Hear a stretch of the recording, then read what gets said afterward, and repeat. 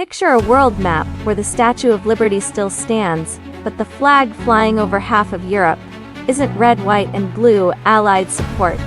It's a swastika. That's not some far-fetched fantasy. That's a real possibility historians still argue about, because America came closer to sitting out World War II than most people realize. Here's the thing, right up until the morning of December 7, 1941, isolationism wasn't some fringe idea in the United States. It was the dominant mood of the country. Polls from the late 1930s show a majority of Americans wanted nothing to do with another European war. They'd already lost over 100,000 men in the first one. And the general feeling was simple.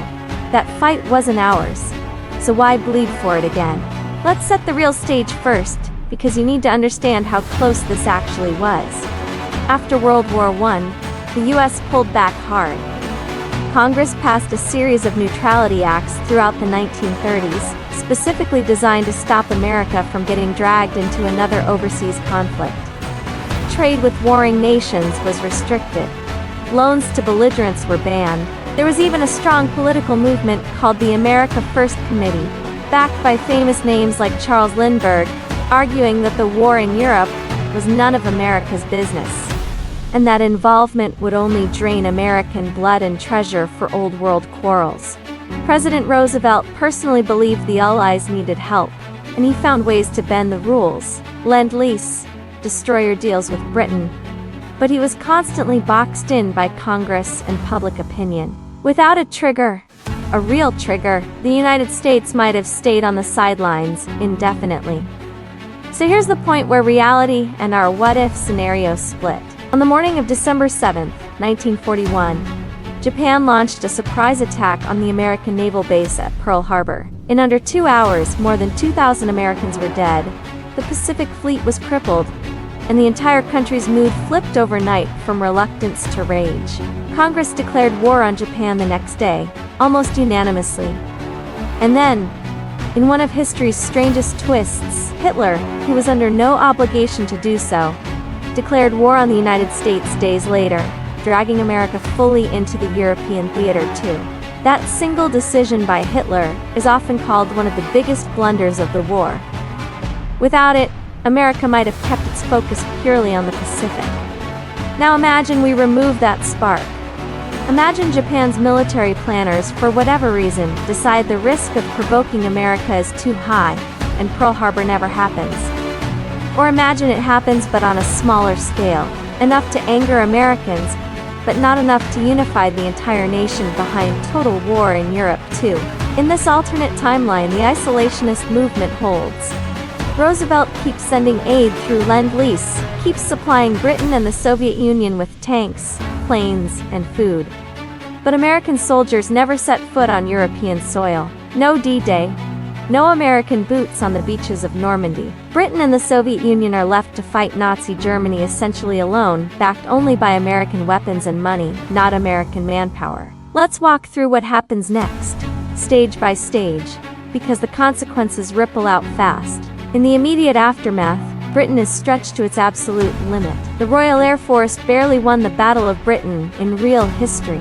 With American-made planes and parts already flowing in, take away the promise of eventual American troops, and British morale takes a serious hit. Churchill's government has to lean even harder on the Commonwealth, Canada, Australia, India, to fill manpower gaps that American GIs would have filled in our timeline. Meanwhile, on the Eastern Front, the Soviet Union is bleeding out. Stalin's forces are already absorbing the worst of the Nazi war machine, losing millions of soldiers and civilians. Without the second front that American and British forces eventually opened in France, Germany can throw nearly everything east. That means more resources, more divisions, more time to try and break Soviet resistance before winter grinds them down again, like it did in our real history. Mid-term, say 2 to 3 years into this alternate war, the balance of power looks genuinely terrifying.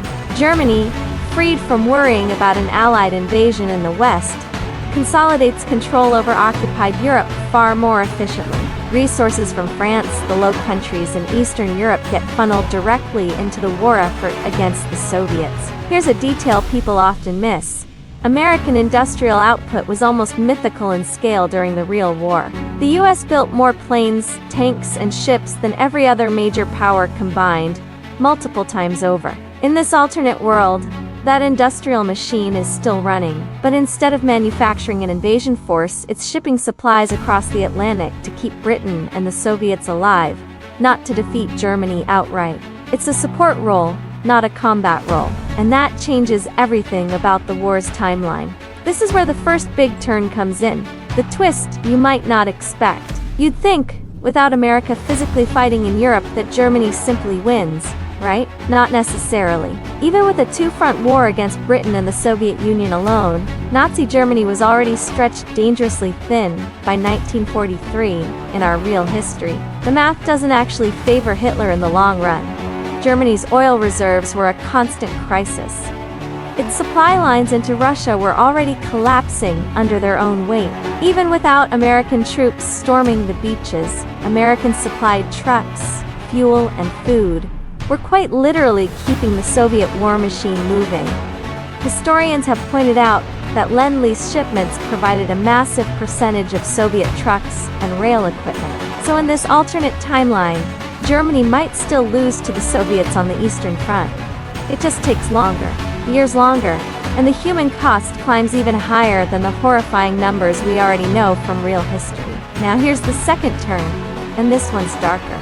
A prolonged Eastern Front war without Western Allied involvement likely means the Soviet Union ends up controlling far more of Europe than it did in reality. In our actual history, American and British forces raced to liberate as much of Western Europe as possible, specifically to keep it out of Soviet hands, because both sides already knew the Cold War was coming before the shooting even stopped. Remove American troops from that race entirely, and the Red Army rolls further west with nobody to stop them. France, the Low Countries, maybe even parts of Western Europe, could end up behind an iron curtain that stretches from Moscow almost to the English Channel. Britain, exhausted, isolated, and financially ruined by years of solo war effort, becomes a nervous island nation staring across the water at a communist superpower controlling the entire Europe in mainland. Let's talk about the economic and social side back home too, because that matters just as much. In real history, World War II dragged America out of the Great Depression through a massive wave of wartime manufacturing, full employment, and industrial mobilization. In this alternate timeline, America is still manufacturing weapons and supplies for export, so the economic boost still happens to some degree. Factories are humming, jobs are being created, but it's not quite the same. There's no massive troop mobilization pulling millions of young men out of the workforce and into uniform, which means the social transformation looks different too. Women didn't flood into factory jobs at the same scale, because there weren't gaps in the workforce left by soldiers overseas. The version of American social change that came out of the war, from shifting gender roles to the beginnings of the civil rights movement, fueled partly by returning black veterans demanding equality after fighting fascism abroad, that entire chapter of American history either gets delayed by years or looks completely different. And here's the third turn, maybe the most important one. You'd assume staying out of the ground war means America avoids the massive human cost of combat.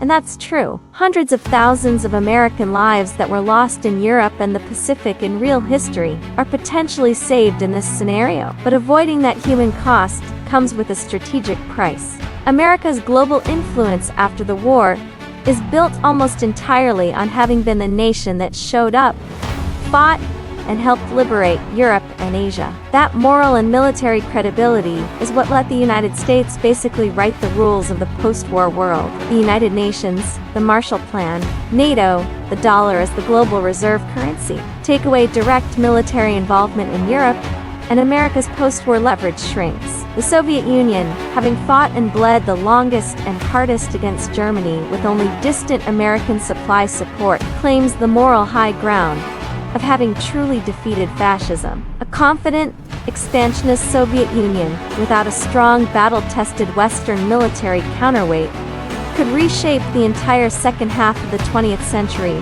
in ways that are honestly hard to overstate. Think about the ripple effects here. No strong American military presence in post-war Western Europe likely means no NATO, or a much weaker version of it. Germany, whatever remains of it after Soviet victory, might get absorbed almost entirely into the Soviet sphere rather than being split between East and West like we know from real history. Japan, still defeated in the Pacific by American forces alone, since that theater doesn't change in this scenario, becomes an American-aligned nation in Asia.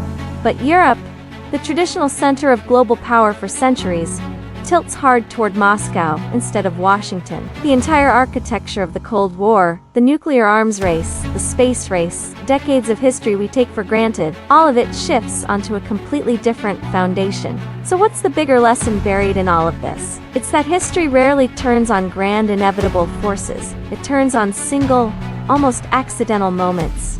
A surprise attack, a declaration of war made out of misplaced pride, a political mood that could have gone either way with just a slightly different push.